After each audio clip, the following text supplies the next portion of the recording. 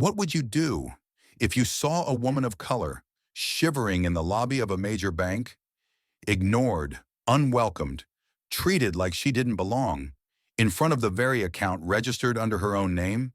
And what if I told you she was the founder of that very bank? Now imagine this moment. She walks in, no entourage, no VIP pass, no jewelry or business card. Just a woman with a canvas bag and a face far too familiar with being underestimated. Only this time, the mistake would change the entire banking system in the United States. This isn't a movie. This really happened in the heart of Atlanta. A black CEO was denied a simple withdrawal at the bank she built from scratch, all because she didn't have her ID on her. And within exactly 60 minutes, that branch was placed under special audit, the manager was fired on the spot, and a nationwide human dignity movement was launched. This is a story about identity denied, about justice that didn't need to scream, about a woman who stayed silent, just long enough for all of America to hear her.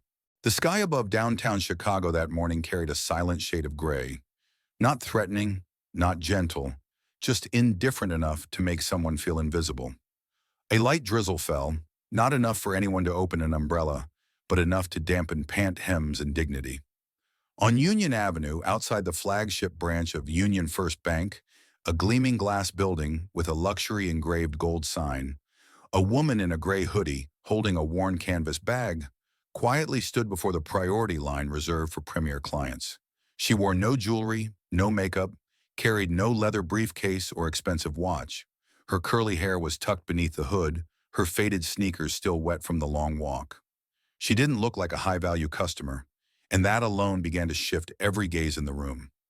Inside the teller area, two young bank employees whispered to each other when they saw her.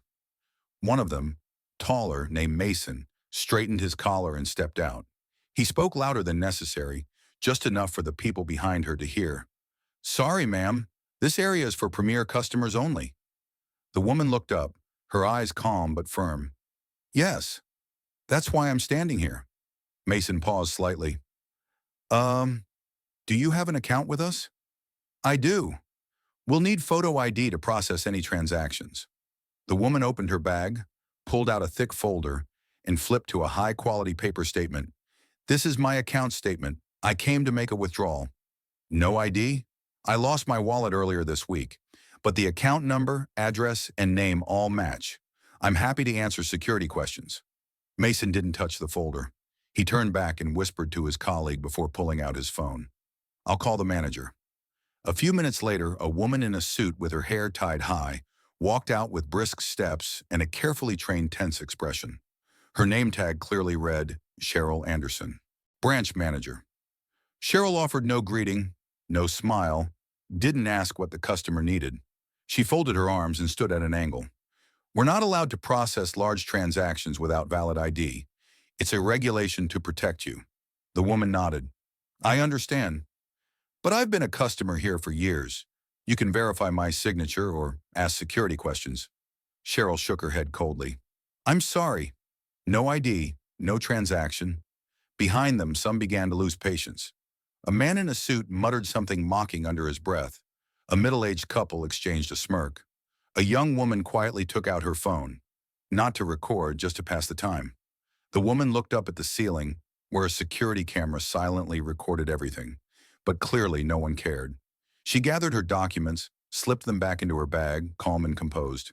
Her voice was low, emotionless. "Then I'll leave." No apology.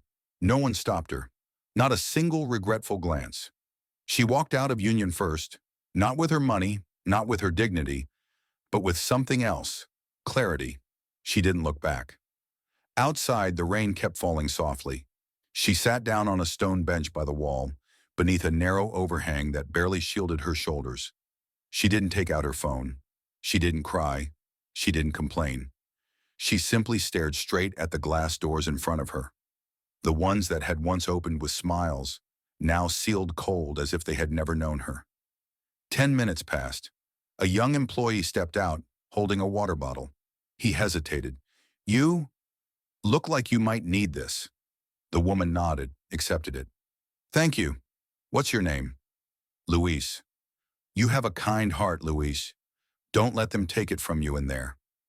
Luis looked down, shy. I noticed too. The way they treat some people, it's very different. The woman nodded gently. It's not the building that's broken. It's the lens they use to see others that's broken. Luis said nothing more. He stood silently for a few seconds, then walked back into the bank, his steps heavier than before. The rain grew thicker. The woman stood up, adjusted the strap on her canvas bag, then walked toward the corner, where a black SUV had just pulled up. The driver stepped out and opened the back door. She paused for a second, turned to look back at Union First Bank. 3 floors of glass, marble, and prestige. It used to represent something, until today. She clenched her grip on the bag, and as the car turned onto the main road, Letitia Vaughn was no longer the woman denied a withdrawal. She was the woman about to return and rewrite the rules for everyone. The black SUV turned into a private driveway behind Union First Bank, a route reserved only for executives, internal specialists, and those with the highest level security clearance. The gate opened via fingerprint scan. Letitia Vaughn, still in her old hoodie and rain-soaked shoes, stepped out of the car and into a world entirely removed from the one that had just denied her, all because she had no ID. At the second door, she swiped her card. A soft beep sounded. The screen displayed CEOACCESSCONFIRMED. No alarms, no announcements, no formalities. Just a door unlocking silently, as if it had never dared to close on her. She didn't rush. No one knew she had returned, at least not on the transaction floor. She stopped at the technical level, where the security room stored all camera data for the last 72 hours. An IT staffer saw her and immediately stood up. Ms. Vaughn? Relax, I haven't resumed my official role. Not yet. Her eyes carried no threat, only absolute control. I want to see the camera footage from Teller Area 1 this morning, Station 3, from 9:12 to 9:38. The technician fumbled a bit, then brought up the video. I need full audio, and zoom in on the right-hand angle. Yes, of course. On the screen, there she was, the woman with the canvas bag, hidden hair, and unshakable gaze, being rejected first by Mason, then by Cheryl. Every expression, every word, every passing glance from the customers behind her was crystal clear. No one stepped in. No one said a word. And then, the final image. She stood up and quietly walked away. She never looked away from the screen. I want a copy of this footage. No edits, no cuts. Yes, ma'am. And I want a complete list of names and job titles of every staff member present on the transaction floor this morning, including security. I'll send it right away. Letitia said nothing more. She wasn't angry. She was simply someone reclaiming what was hers, not money. Truth. There was no outburst of emotion, no shouting, just a machine powering back on after a long sleep. Letitia left the security room and took the elevator to the 4th floor, the high-level internal workspace where strategic meetings took place and where no one had ever imagined someone in a hoodie would walk in. The doors opened. She didn't stop at the reception desk. No one dared to block her, because those who had been here long enough knew only one person in the system had ever held level red clearance, and it was the woman now walking in with rain still clinging to her shoes. Where's the deputy CFO? In a Zoom call with our Japanese stakeholders. End the call and bring in the HR director, head of communications, and the internal culture officer to conference room A. Her voice wasn't raised, but it echoed like a deployment order. She was no longer the woman turned away at the door. She was the one summoning the entire system to account. Within 20 minutes, everyone was present. A few people glanced at her, uncertain if this was really Letitia, her skin darker after months of treatment, her hair shorter, her frame leaner. But those eyes were unmistakable, the same eyes that had built this entire system from the ground up. A young executive whispered, "Looks like someone walked into the wrong room." "I'm not in the wrong room," Letitia cut in, without lifting her gaze. "And if anyone here thinks I don't belong at this table, I hope you have the courage to say so." The room fell silent. The scent of polished wood, cold air conditioning, and quiet discomfort lingered in the atmosphere. Letitia placed a folder on the table, printouts from the camera feed. "This is how we treat premier clients. This is how we respond to someone with a seven-figure account. Just because they weren't wearing a suit, didn't have a badge, or forgot their ID. And this is how our system stays silent while someone's dignity is crushed right in front of us. A woman, the internal culture officer, stammered, We, we had no way of knowing it was you. I'm not asking because I want special treatment. I'm asking because I want to know. If I were nobody, how would you have treated me? Letitia's voice wasn't loud or trembling, but every word hit the system's pride like a precision strike. And unfortunately, you've already given me that answer. No one dared meet her eyes. Some looked at their watches. A few began to realize that this wasn't just a meeting. It was the opening session of a coming purge. Letitia stood. I'm not firing anyone. Today. But by tomorrow morning, I want a full internal proposal on unconscious bias training, immediate response protocols for discrimination complaints, and an anonymous frontline staff evaluation system on my desk. If no one remembers where I sit, remember this. I'll be sitting exactly where I was denied, at Station 3. She left the conference room without waiting for a response. Her steps weren't rushed, but they echoed like an unspoken verdict, enough to chill anyone who heard it. The next morning, rain once again fell over the city of Chicago. Not heavy, not loud, just enough to make the steps of Union First Bank slippery and turn the line of black umbrellas at the entrance into an invisible barrier of class. Letitia Vaughn returned. No entourage, no escort vehicle. She returned to the very same stone bench as yesterday, where she had sat in silence after being denied access to her own money. The gray hoodie was still there, the same old wet shoes, and the faded canvas bag still rested quietly on her lap. Rain fell gently on her shoulders, as if it had never stopped since the day before. No one inside the bank knew that today was a test. Not a test of financial skills, but of dignity. The kind that isn't listed in any job description, yet defines the entire culture of an institution. Letitia didn't go inside. She sat there, like an old silhouette cloaked in the rain. Every person who passed her, employee, customer, security guard, was being observed. Not by a surveillance camera, but by the way Letitia quietly watched them and recorded their reactions. Who avoided eye contact? Who ignored her? Who smirked? Who lowered their gaze? There was no script. No one had been warned. And that's precisely why their responses were more genuine than any performance review could ever be. Luis arrived just before 9 a.m. He brought a cup of coffee from a corner cart, holding an umbrella in his left hand and a light jacket slung over his right shoulder. When he saw Letitia, he slowed his steps. No hesitation, no fear. He walked closer and gave a slight bow. Good morning, ma'am. You came back? Letitia smiled. Just sitting. Luis didn't ask more. He sat beside her, not afraid of getting wet, not afraid of being seen. Yesterday, they called me into HR. I thought I did something wrong. Letitia didn't turn. And what do you think now? I think if I'm standing on the right side, then how could that be wrong?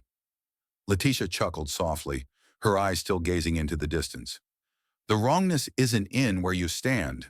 It's in others thinking you don't belong there. Luis fell silent. He placed the coffee cup between them. I just feel if everyone pretends not to see, then there's nothing left we can call justice. Letitia nodded lightly. And if even one person refuses to look away, then justice still has a chance. Neither of them said another word. The rain kept falling. People kept rushing by. And in that moment, Luis was no longer a temp employee. He was a moral landmark, small but steady, within a system beginning to tremble. Upstairs, the executive board was watching the entire scene through a hidden live stream feed. Letitia had installed a small camera on the stone bench, directly linked to the internal behavioral analytics room. Every action by employees that morning, from ignoring the woman in the rain, to condescending glances to sarcastic whispers, was recorded, color-coded, and analyzed using attitude recognition software. No scorecards, no interviews. Just the truth. Near noon, a mid-level manager stepped outside. She glanced at Letitia, paused briefly, but instead of checking in or offering a greeting, she pulled out her phone. There's someone sitting outside on the bench. Been there for a while. Doesn't look like a customer. Can someone deal with that? Letitia heard every word. She didn't react. She simply tilted her head toward the glass doors. In them, her reflection stared back. A woman without an ID, without a title, without a badge, but carrying a power the entire system was subconsciously afraid of, the power of bearing witness. Luis left around noon. He had a shift at another branch. Before leaving, he left behind a small piece of paper, quickly scribbled in blue ink. "Thank you for sitting here. It helped me feel less alone." Letitia slipped the note into her bag, stayed for 10 more minutes. Then she stood, brushed water off her shoulders, and walked into the bank. Not through the main entrance, but through the back HR door, where the recruitment system was already waiting for her. That afternoon, 6 internal emails were sent, 4 notices of temporary reassignment, 2 invitations for private meetings in the corporate culture office. The names of those recipients had all appeared in the morning footage, not for clear misconduct, but for something even more dangerous: indifference. Letitia returned to her private office on the 5th floor at 3 p.m. She swapped the hoodie for a black button-down shirt, but kept the same old jeans. On her desk was a compiled report of behavioral responses from nearly 40 people that morning, a miniature emotional map of the entire system. She wasn't angry. She wasn't hurt. She was simply certain, if today the system couldn't reflect on how it saw others, then by tomorrow no one would believe in the organization's mission anymore. The black SUV pulled up behind the Union First building at 3:45 p.m., right at the spot that used to bear her nameplate a year ago. That spot was later removed when she stepped back from her role due to a nearly 7-month-long round of chemotherapy. They called it an honorary sabbatical, but Letitia knew better than anyone. Honorary sabbaticals often get replaced quickly by forgetfulness. But today, the back door was already waiting for her. No announcement, no guide, just a glowing fingerprint scanner lighting up as she approached. No alarm sounded. No one questioned her. The sliding door opened quietly, as if it had never dared lock in the first place. Letitia stepped inside, her shoes still bearing wet prints from the pavement. No one came to greet her. She didn't need anyone. The internal doors still recognized her fingerprint, scanned her iris, and guided her through 3 layers of security that even the deputy CEO had never passed alone. A screen lit up. "Welcome back, Miss Vaughn." She didn't look at it. She didn't need a welcome. What she needed was for this system to remember who had programmed it from day one. On the 3rd floor, the internal security division, no one knew today was the day they would be tested. Letitia tapped her red level access card, entering while 3 employees were discussing a data leak at the Westside branch. The room fell silent as they realized the woman in a hoodie was standing at the center of their command hub. One of them stammered, "Ms. Vaughn, I thought you were..." "Absent doesn't mean uninvolved. Pull up the camera footage from the stone bench this morning. Right side angle from 7:45 to 12:15. Right away, ma'am." Every action, every attitude, every ignored glance, every suspicious look, all were encoded using the internal behavioral tracking system. But Letitia wasn't watching for the tool's sake. She was watching to hear again the atmosphere that had settled on her, odorless, yet suffocatingly heavy. Pause at minute 84, zoom in on the 3rd frame. Red-haired girl, wearing headphones. Internal marketing staff, intern, joined 2 weeks ago. Behavior? Avoided eye contact, apathetic expression, gestured at the woman, laughed softly with a colleague nearby. Is it enough to assess? From an unprofessional conduct standpoint, yes. Flag it. Begin a 3-month observation log. Understood. She moved to the next segment. A security guard glanced at his watch, then turned away when he saw her sitting wet on the bench. No approach, no report, no assistance. What's his name? Donald Myers. 15 years of service. 15 years of service and didn't see the human being in the rain? Flag him. No one objected, no one defended. The room was as silent as if witnessing a trial, one where the defendant was the very culture they'd all once assumed was normal. Letitia's expression didn't change. She signaled to end the analysis and requested a full copy of the footage, along with a complete emotional response summary generated by the internal coding system. Send it to my personal inbox before 6 p.m. She stood, left the room as if no meeting had happened. The door closed softly behind her, without sound, but left a silence that lingered long after. Instead of the elevator, Letitia chose the emergency stairwell. Each footstep echoed like a drumbeat, marking a return no one had seen coming.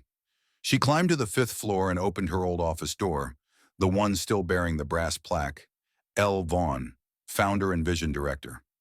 A thin layer of dust covered her desk, showing no one had dared use it, but no one had cleaned it either. She placed her bag down, sat in the chair. She didn't power on the computer, didn't check email. She just sat, quiet. A moment later, she opened a drawer. Inside was the old purple ink notebook where she had handwritten the very first policy on the right to be respected at first point of contact. She flipped through a few pages. Same handwriting, same philosophy, now buried under profit and performance metrics. At 5 o'clock sharp, Letitia unlocked her personal phone, not to call, but to reread the last message she had sent to the board of directors 11 months ago. I will return, not to resume command, but to see if the place I once trusted has preserved its dignity since the day I left. No one had replied to that message, but today the entire system had answered her, with its behavior. And Letitia knew, tomorrow she would begin rewriting the code of ethics, not with speeches, but by making every employee understand the chair they sit in, the nameplate they hang, wasn't given for competence, but because the system once believed they had the integrity to hold it.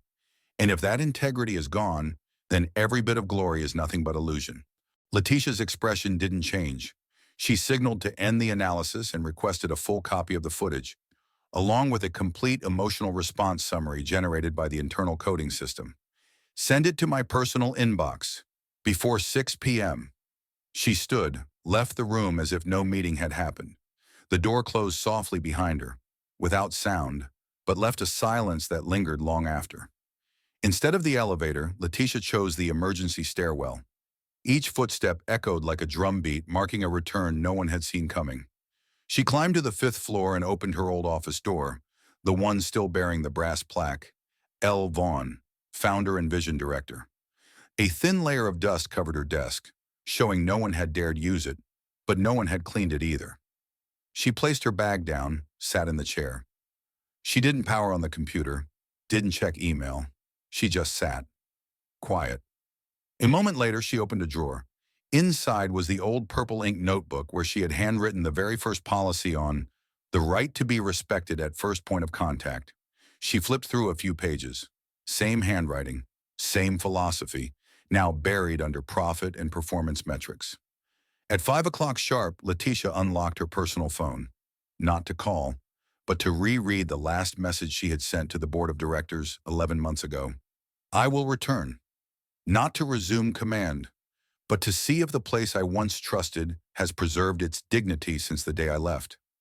No one had replied to that message, but today the entire system had answered her, with its behavior.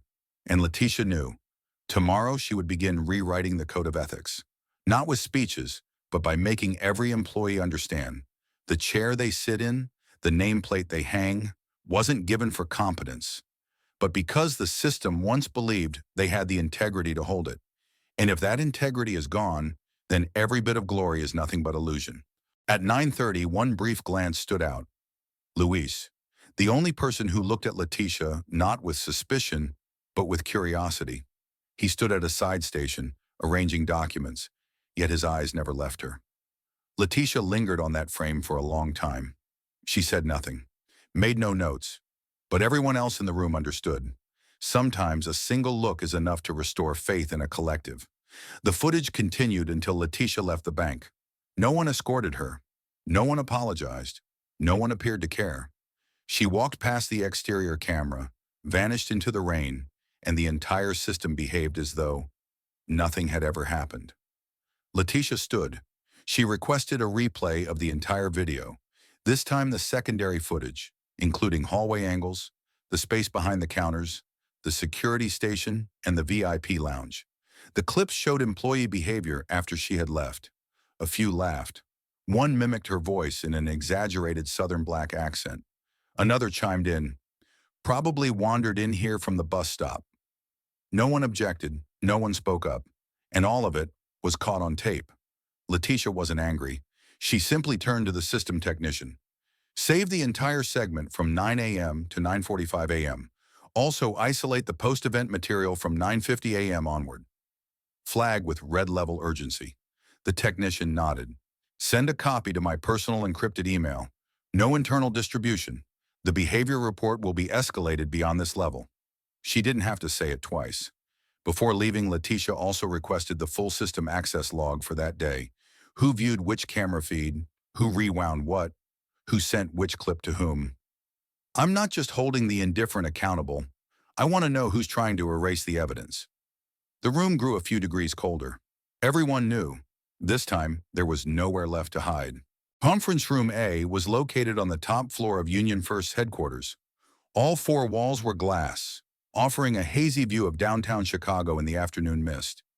Inside, white LED lights reflected off a 12-meter walnut table, usually reserved for strategic meetings, contract signings, or the approval of internal policies that most employees would never hear about. Today, the table was still spotless. The leather chairs still smelled brand new, but the air was heavier than ever. 11 members of the executive board had been summoned without prior notice. No one knew exactly why. They were simply told, it concerns internal ethics. Attendance is mandatory. They took their seats, opened notebooks, powered up laptops, poured water. The room was silent, broken only by the light tapping of a pen on the table. An older man at the head of the table leaned toward a female executive. I thought this session was for leadership only. Who invited her? His gaze shifted toward the woman in a hoodie seated near the far end, Letitia Vaughn. She didn't react. No greeting, no introduction, no nameplate. She simply sat there quietly, hands on the table, eyes meeting no one. Another voice spoke. Honestly, I don't think this meeting requires guests of unclear authority. The remark dangled like it had been lifted from an internal memo, polite, condescending, and safely vague enough that no one would have to be the first to say what they were really thinking. A young director whispered to his neighbor, "She probably walked into the wrong room." Letitia curled her lip, not a smile but the muscle memory of someone all too used to being underestimated. She gently placed her canvas bag on the table, unzipped it. Inside was a folder, an ID from last year, and a behavioral log she had compiled over the past 3 days. She didn't rush to pull them out. Instead, she lifted her head and pulled down the hood that had hidden most of her face. One exhale. Then two people turned to each other, their faces drained of color. A woman quickly set her coffee down, her hand visibly shaking. The mask had fallen. No more doubt.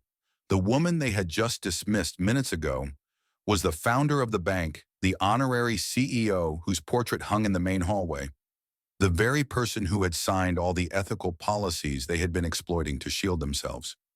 Letitia looked straight at the man who had spoken earlier. You asked who invited me into this room. I don't need an invitation to step into a room I designed, and into which I once handed all of you the keys. The room froze. Someone tried to speak, but she raised a hand. Before anyone scrambles to do damage control, I suggest you review the footage. All of it has been encrypted at RED level clearance. I won't be repeating it. I only have one question. If yesterday I wasn't Letitia Vaughn, just a regular woman, would what you did have been acceptable? No one answered. No one dared meet her eyes. No one wanted to touch the truth now blanketing the cold room. An HR executive lowered her head, stammering, We didn't mean to. We just didn't recognize. Letitia nodded slightly. Exactly. You didn't recognize me, but not because I was hiding. You didn't recognize me because you've never looked closely at anyone unless they carried a badge. She walked slowly to the head of the table and pulled out her old ID. This is my badge. It used to be the thing that made you bow. But if a piece of plastic is the only reason you respect someone, then I'm not sure any of you deserve the leadership roles this system gave you. No one applauded. No one objected. Just silence and averted eyes. She placed the ID card on the table. I don't need it anymore. Then she returned to her seat and pulled out the folder. This is a list of individuals recorded engaging in conduct that violates our service culture. And this list doesn't just include frontline employees. It includes people in this very room. Those who watched the footage knew the truth and chose silence. If you believe you're safe just because you said nothing, remember silence is also an ethical choice, and it's being recorded. She closed the folder. This meeting is over. You have 48 hours to submit a personal accountability statement and a reform proposal for your unit. After that, if nothing changes, I'll be forwarding the transcript to the Independent Ethics Council. Then she stood up. No one stopped her. No one dared say a word, because when a woman who was once expelled from her own bank returns, not with force, not with anger, but with the truth, every excuse sounds hollow.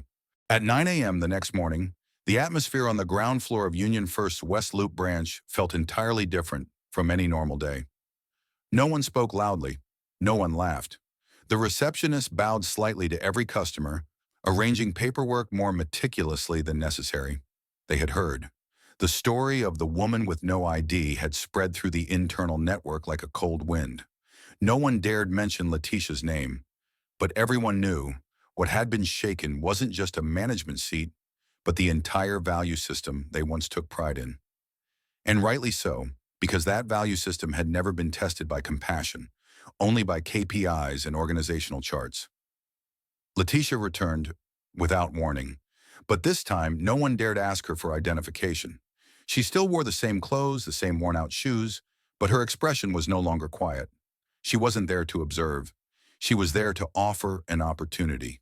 In her hand were 3 sealed envelopes, neatly closed, without names on them. When she entered the customer service director's office, she said only one sentence: "I want to conduct a test." No one asked why. No one declined. 3 employees were brought into a small meeting room. They weren't told why, only that there would be a brief assessment related to service procedures. No multiple choice questions, no printed forms, just 3 simulated scenarios, with 3 actors playing customers. An elderly woman who didn't speak English, a young man recently released from prison, and a homeless man wanting to open an account with temporary documents. The staff had no idea they were being recorded. No idea that Letitia was sitting in the room next door, watching via monitor. The first scenario, a Haitian elderly woman carrying only a photocopy of her birth certificate and accompanied by a grandson. 2 of the 3 employees refused to process the request, citing policy. The third, a woman named Lena Roberts, neither declined nor accepted immediately. Instead, she asked, "Do you know anyone who can help you formalize your documents?" Then she searched for translation services, called a local community support organization, and rewrote the entire procedure to help the elderly woman understand every step. No one asked her to do this. She just did it. The second scenario, a homeless man, hands covered in calluses, trembling as he sat at the branch entrance. When he entered, someone offered him water, but one employee turned away. Another whispered, "Probably pretending to ask for money." Lena was the only one who didn't react. She approached and asked, "Which organization are you working with to open an account?"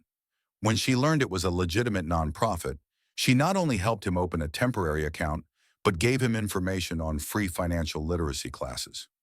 No one instructed her to do this. She simply felt it was the right thing.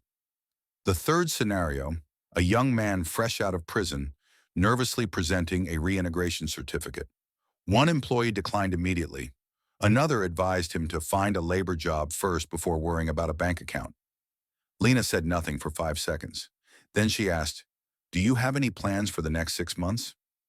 When he said he wanted to study for his GED, Lena sat down, opened her screen, researched reintegration programs, and printed out a packet including a custom account process for individuals like him.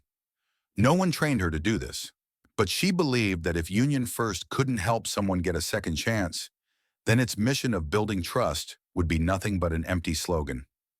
That afternoon, Letitia returned. The 3 envelopes were opened. 2 employees received thank you notes and were invited to participate in retraining. Lena, however, was invited to a special meeting at headquarters. She didn't understand why, but when she entered the glass-walled room overlooking the Chicago skyline, she saw Letitia waiting.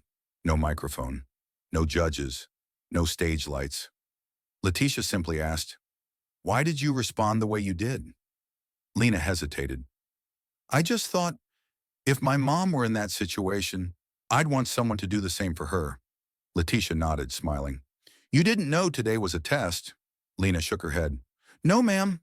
Letitia placed a new employee badge on the table. Then this is your result.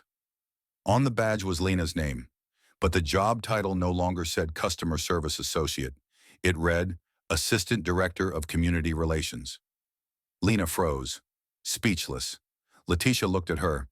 We need people like you, not for your skill set, but for your heart. The meeting ended. No applause, no banner. But in Letitia's heart, it was the first time in years that she had seen a chair filled by the right person, and she knew if she wanted to rebuild a broken system, she'd have to start with the people who did the right thing even when no one was watching. At 10 a.m. on Monday morning, Letitia walked into the 16th floor of Union First headquarters in downtown Chicago. She brought no lawyer, no HR representative, only a worn black briefcase, inside which sat a 57-page report titled Managerial Staff Assessment, West Loop Branch. Letitia hadn't requested a meeting. She had summoned one. And at exactly 10 a.m., everyone named in the report was seated inside the sealed chamber known internally as the process room. On the wall, the Union First Steel logo hung cold and quiet, a reminder that what was happening here wasn't a correction. It was a reckoning. Letitia didn't sit at the head of the table. She stood at the far end of the room, allowing the light from the window behind her to stretch her shadow across the 10-meter conference table. No one spoke. No one met her eyes.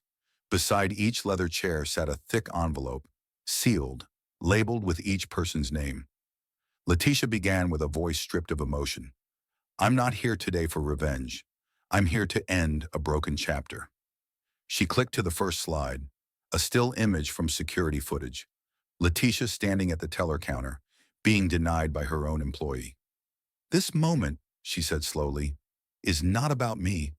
It's about how this organization treats someone without power. Another click. The next slide showed another staffer smirking in the background. This was not an isolated incident. It was a culture, cultivated across multiple levels. She didn't raise her voice, but every word sliced like glass. Then came a video clip showing a manager training employees on how to discourage customers without complete documents, especially people of color and immigrants. We've been calling this a security standard, Letitia said with emphasis, but really it's been a standard for protecting privilege. No one challenged her. She moved on to a chart. The West Loop branch had the highest customer attrition rate in the entire network and the lowest internal complaint rate. Why? Letitia paused. Because customers didn't feel they had the right to complain. They didn't believe their voices would be heard. She began walking around the table. Her hand landed lightly on each person's shoulder as she spoke, not as a gesture of comfort, but as a reminder. If I, in old clothes, without an ID, wasn't worth a greeting, then we've lost more than customers. We've lost trust. She placed the full report on the table and looked each one in the eye. We don't need public shame, but we do need a clear ending, so we can begin again. She returned to the far end of the room. Inside each envelope is a personal review. I've read them all, myself. She glanced at an older man near the end of the table. There are 3 types of letters in there, Letitia continued. 1, notice of reassignment. 2, notice of temporary leave for retraining. 3, notice of termination. She didn't need to read names. Those who opened the third kind of envelope understood immediately. A middle-aged man, formerly the regional policy manager, silently placed his envelope down and stood up. I understand. Letitia didn't nod. She simply said, I hope you understand that you're not being dismissed for making a mistake, but for being silent for too long. Another person broke down in tears saying, I was just following instructions. But Letitia cut in, and that's the problem.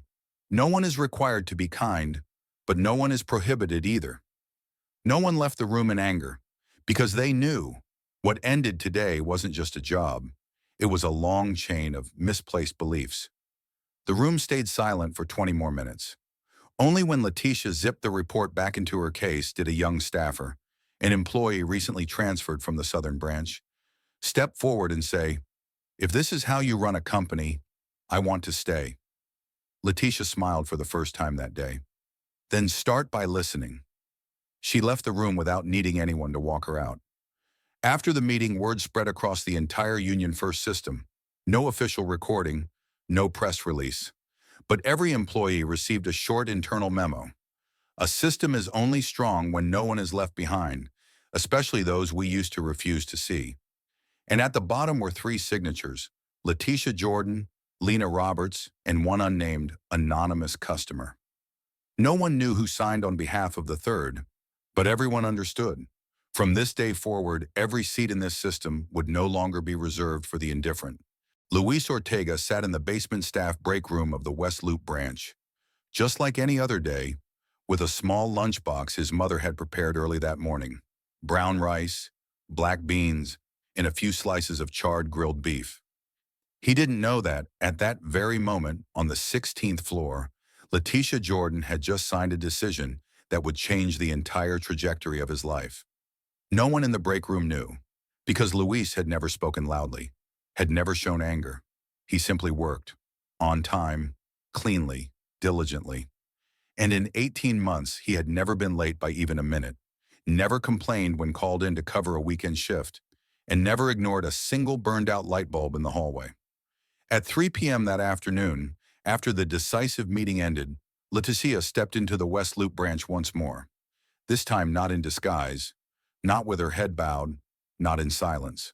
She wore a long ash-gray coat, silver-rimmed glasses, and no one mistook her for a customer. She walked straight into the branch's HR office and requested the past 3 months of attendance records for Luis Ortega. "Has he ever missed a day without reason?" Letitia asked. "No, ma'am," the staff replied. On the contrary, there were a few times he showed up, even though he had already requested time off. Letitia simply nodded and asked for a copy of his personnel file. In the manager's notes, there was one line: "Quiet, lacks leadership potential." Letitia gently struck through that line in red ink. The next day, a special email was sent out with a simple subject: "Temporary change, new quality coordinator." Inside, only one name appeared: Luis Ortega. No lofty title, no promise of a big salary, but attached was a new ID card with the Union First logo, Luis's name embossed, and the line, "Interim Supervisor Authority, effective immediately." When he was handed the badge, Luis was stunned. "I'm just a maintenance worker," he said. The person handing him the badge, Letitia herself, replied, "No one is just anything if they understand the value of kindness." The first thing Luis did was walk around the building, asking janitorial and logistics staff if they had any suggestions for improving operations. One requested a replacement for broken cleaning tools. Another said the storage room needed better lighting. Luis wrote everything down. That afternoon, he asked the technical team to replace all the hallway lights, and for the first time in years, the maintenance crew smiled while they worked. Word spread quickly. A temporary employee of Latin descent, with no formal degree, was introducing changes that were more practical and compassionate than anything previous managers had ever implemented. The following week, Luis proposed hosting an internal listening session where any employee could voice concerns to management without scheduling in advance. No one believed anyone would show up, but on that Thursday afternoon, the meeting room was packed. A cashier broke down in tears, recounting how a former supervisor once publicly scolded her for wearing the wrong shoes. Luis didn't interrupt, didn't defend. He just sat there and listened. Letitia stood in the back, not appearing officially, but jotting down every word. Luis never tried to be a hero. He didn't want the spotlight, but each day he recognized something. If the system had once hurt people like him, then he had to be the one to help it heal. And with that temporary badge, he acted as though it were permanent. One day, Letitia invited him into a meeting room. "I heard you want to return the badge," she said. Luis nodded. "I don't think I'm suited for this position long term." Letitia asked, "Why?" He answered, "Because I wasn't trained.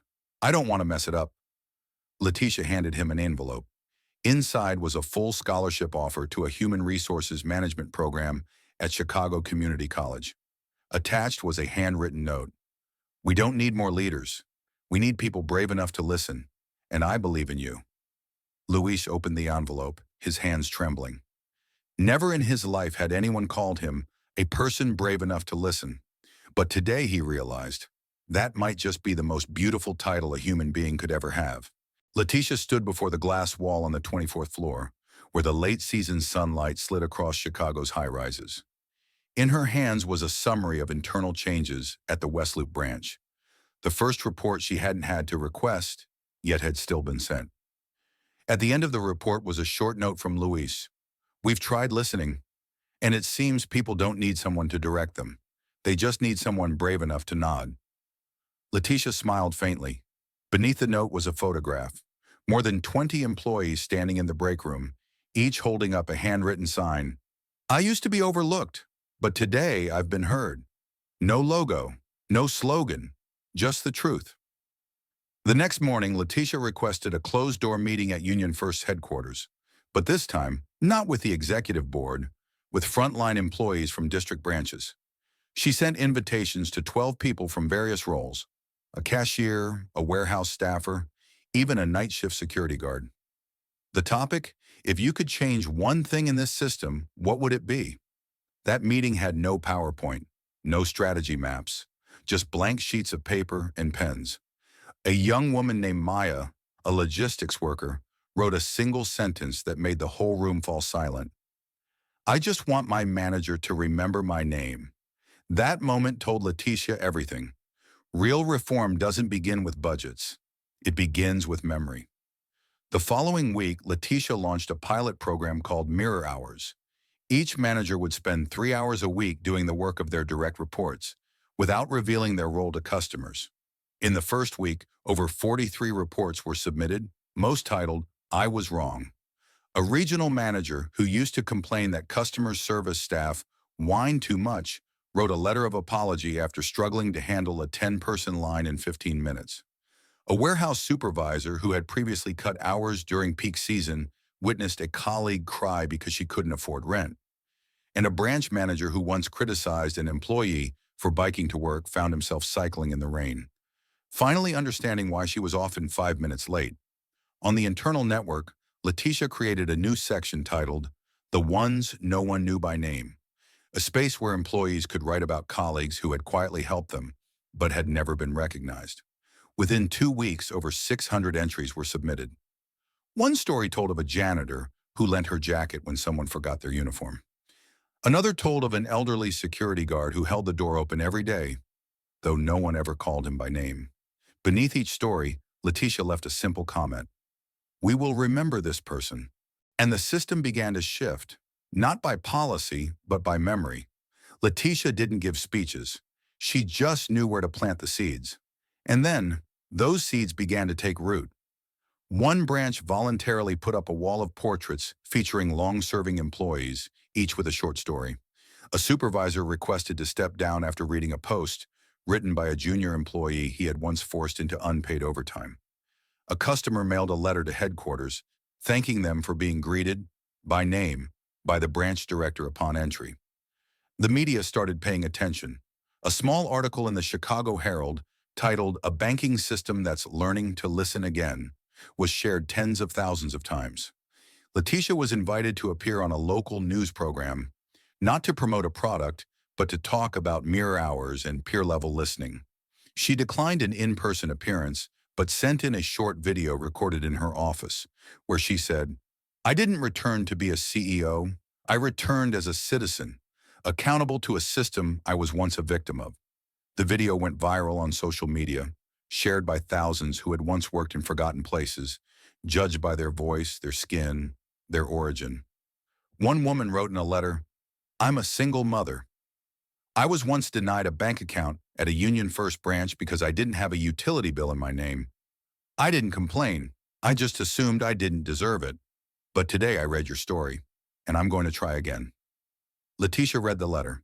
She didn't reply publicly, but the very next day she expedited a revision to the address verification policy, so individuals without official proof of residence could still access services. No one filmed her signing the document. No applause followed, but throughout the system, thousands like that mother began walking into banks with a new feeling, the feeling of being seen. Letitia didn't write a book. She didn't deliver a keynote, but she left one sentence at the bottom of that week's internal newsletter. Listening doesn't need a microphone to echo. And from that moment, a quiet movement gained a name: the Silent Equity Movement. No one crowned her its leader, but everyone knew. It began with a woman who was once turned away because she didn't carry the right papers. When Letitia walked into her office at 6 a.m., her desk was already buried in handwritten envelopes, not from lawyers, partners, or investors, but from citizens, employees, and even people who had never stepped foot inside a Union First branch. They wrote in black ink, blue ink, sometimes pencil, sometimes in shaky cursive on torn notebook scraps. A retired soldier wrote, "I once served this country, but I've never felt more respected than yesterday, when a young man at the South Side branch called me sir with eyes full of gratitude." A single mother shared that her daughter had asked, "Mom, are banks only for rich people?" And for the first time she could answer, "No, honey, they're for kind people." Letitia read every word, missing none. Each piece of paper was like a mirror, reflecting what the system had long tried to ignore. Decent people don't need banners. They just need to know they're not invisible. By noon, she convened her communications advisory team. But instead of outlining a campaign to promote the silent equity movement, she said just one sentence: "I'm going to write a letter." The room fell silent. One advisor asked, "A letter to whom, ma'am?" Letitia looked him straight in the eye and replied, "To America." Over the next 4 hours, she sat and wrote. No drafts, no edits, just the heart of someone who had once been thrown out of the very bank she founded for not carrying the proper identification. And now she was writing to a nation too familiar with judging people by the cover of their paperwork. The letter began, "I don't write this as a CEO. I write it as someone who once stood trembling in the rain outside a glass door, judged for not fitting the standard frame." She recounted that day, the day a bank manager didn't ask her name, didn't ask why she came, but only asked, "Do you have ID?" She described the security guard's eyes skimming over her as though she were a shadow. And she told of the system's silence. When no one reacted, no one questioned why a middle-aged black woman was turned away in public view and no one said a word. But Letitia didn't write to accuse. She wrote to reflect. In the letter, she posed a question. If we built a country on equality, why have we fenced it in with silent assumptions? She wrote that justice doesn't begin with policy, but with habit. And the worst habit a society can form isn't discrimination. It's pretending not to see it. She revisited Luis's story, the young Mexican-American once labeled too kind to rise. Today, he was leading an entire branch system. She told of Maya, the warehouse staffer who once didn't dare speak, now the official voice of logistics on the Reform Council. The letter ended with a line no reader could forget. "I don't want America to bow its head for the past. I just want it to be humble enough to listen to the present." The next day, Letitia published the letter on the internal company website. What she didn't expect was that within 36 hours, it had spread far beyond. A bank employee in Texas printed it and pinned it to a community board. A teacher in Boston read it aloud during a social ethics class. A pastor in Alabama used it as the theme for his Sunday sermon. The letter needed no marketing campaign. It became an emotional virus because it spoke to a pain no one had dared to put into such dignified words. Letitia didn't go on television to discuss it, but a week later she received an invitation from the U.S. Senate to testify in a hearing on financial access reform for marginalized communities. In that grand chamber, no one introduced her as a CEO. They introduced her as the woman who wrote a letter to America. When she stood to speak, she didn't read the formal remarks prepared for her. She simply read the final line of her letter. If someone without ID is denied entry to a bank, then that bank has denied the deepest part of its own humanity. And for the first time in years, every member of the committee rose and applauded. Not for a financial strategy, but for a truth so simple. A system does not change because it fears lawsuits. It changes when it finally learns how to feel shame. And Letitia, with her quiet grace, had made an entire nation stop and look at itself. Monday morning, the air was slightly chilly. No bodyguards, no personal driver, no assistant in tow. Letitia wore an old brown coat and carried a nameless canvas bag, standing quietly at the end of the line at the Union First branch. the very place where she had once been denied because she didn't have proper identification. The new employees didn't recognize her. They didn't need to. They simply greeted her with a polite smile and extended a hand, inviting her forward. She nodded, said nothing, just stood there, like anyone else. No privileges, no priority, no demands, just a person waiting in line, carrying one thing: patience. But this time the difference was, everyone around her carried that too. An elderly man in front of her turned gently and smiled. A young woman behind her placed a hand on the shoulder of an older customer, struggling with her paperwork. No one looked at anyone else with judgment, only quiet, timely kindness. And that was the greatest change Letitia had ever hoped for. Not a bank with a new logo, but a place where decency was no longer a luxury. When her turn came, the teller, a young woman named Selena, looked at Letitia and asked, "How can I help you today, ma'am?" Letitia smiled softly. That question had not been asked 3 months ago. She handed over an envelope, unmarked, bearing only the words, "For Community Fund." Inside was a personal check for $2 million. Selena froze, unsure of how to proceed. Letitia leaned in and said gently, "All you need to do is call your manager." "No rush, I'll wait." And then she stepped back, returning to the line on her own. 10 minutes later, Luis arrived. No polished dress shoes, no suit, just a simple shirt and a name tag, Luis M. He wasn't in a hurry. He didn't act surprised.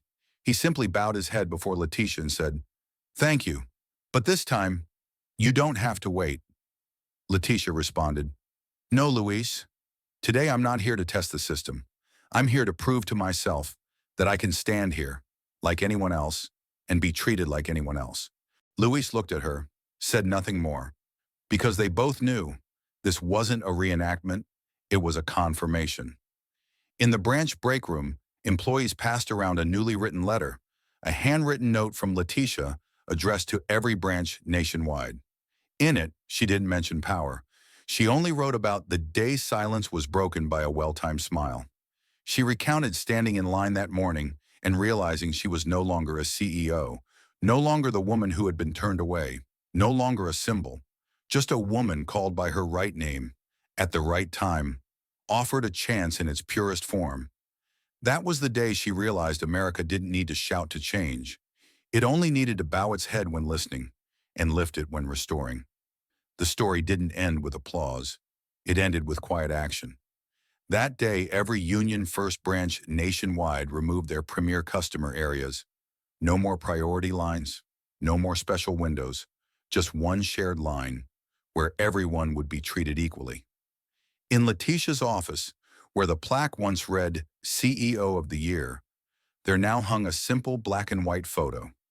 Letitia standing at the back of a line, holding a canvas bag, eyes fixed on the teller window ahead. Beneath it, a caption read, "This isn't humility. This is justice." That was the moment Letitia truly returned, not as a leader, but as an ordinary citizen, respected not for her title, but for having dared to stop when the system was moving too fast. And because of that pause, millions of others could finally move forward, no longer afraid of being turned away just because they didn't carry a proper ID. And perhaps the strangest thing is this: no one remembers how long Letitia served as CEO or how many financial awards she once received. What they do remember is that morning when a modest woman stood at the end of the line, no privileges, no titles, and yet made an entire system rethink how it had treated those without paperwork, without voices loud enough to be heard. Because in a country built on opportunity and dignity, the real question isn't, who are you? It's, are you treated with respect, even in a single glance? If you've ever witnessed someone being dismissed because of how they look, if you've ever seen a kind person ignored, silenced, made to feel invisible, and if you believe that respect should never be a privilege, it should be a default for everyone.